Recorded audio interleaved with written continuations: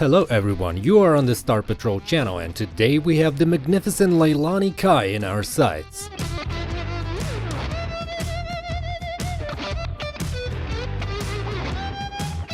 She is a true legend in the world of professional wrestling. Before Kai finally retired in 2014, she had been wrestling since 1975 and set records in the sport that few wrestlers, whether male or female, can match.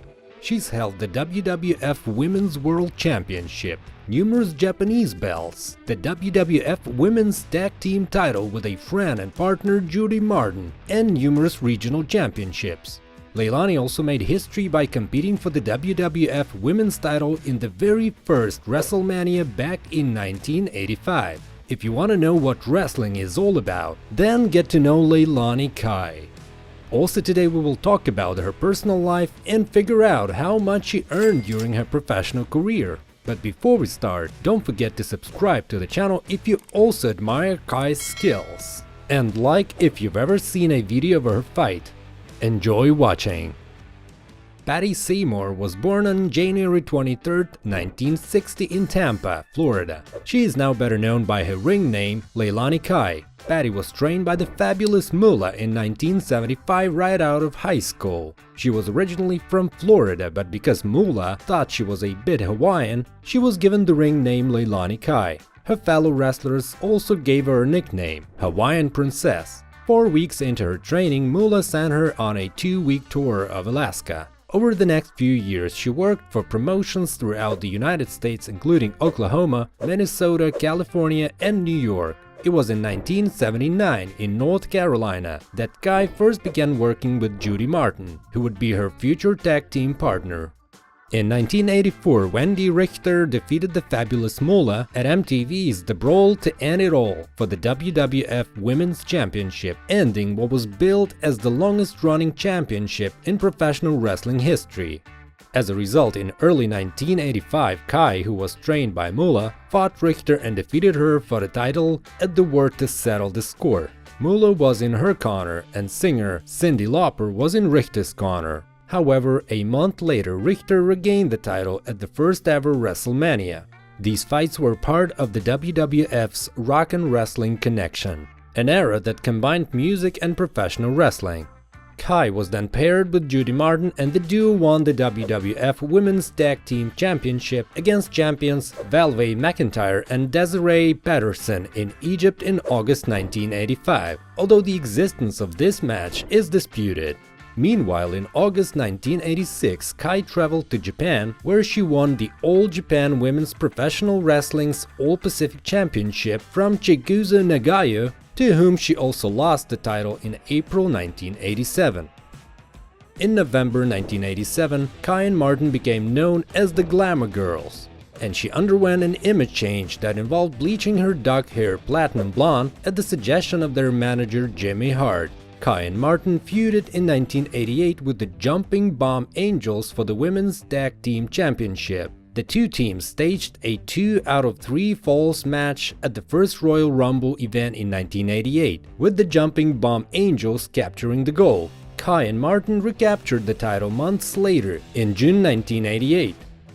But while viewers enjoyed this rivalry, it also meant the end of the Glamour Girls' time in the WWF. The team fell out with Moolah when they informed her that they no longer intended to share a percentage of the booking fees with her, leading to a former mentor behind their backs forcing them to win back their titles from the Angels at a show in Japan, which the company did not want. At the time, Hall of Famer Pat Patterson did not believe Kai and Martin when they told that Moolah had ordered the title change. As a result, what should have been the biggest feud at WrestleMania 5 was cancelled, and the WWF Women's Tag Team Championship, with its legacy, was abandoned until the creation of the WWE Women's Tag Team Championship 30 years later. So Kai returned to the WWF in March 1994 at WrestleMania 10 to unsuccessfully challenge Alundra Blaze in a Women's Championship match. Later that decade, she wrestled for WCW against Medusa and Miss Madness, a young Molly Holly, as Patty Stone Grinder. She worked for the NWA in the 2000s and later coached other female wrestlers, one of whom was Amber O'Neal. In an interview, Kai said, "I've seen and experienced so much in this business, and I'm thankful that I've reached so many goals already, but I still have the goal of preserving the technical old-school style of wrestling. That's why I like to work with a lot of the newer girls who are just starting out. I want to try and teach them about the business and what wrestling should be." In addition to wrestling, Leilani, or should I say Patty, trained with nunchucks for at least 2 years. She also enjoys riding a motorcycle, catching deep-sea fish, and hunting wild boars. Well, we now come to the most interesting. It's time to count our hero girls' money. Wrestlers' earnings may vary by league experience and ranking.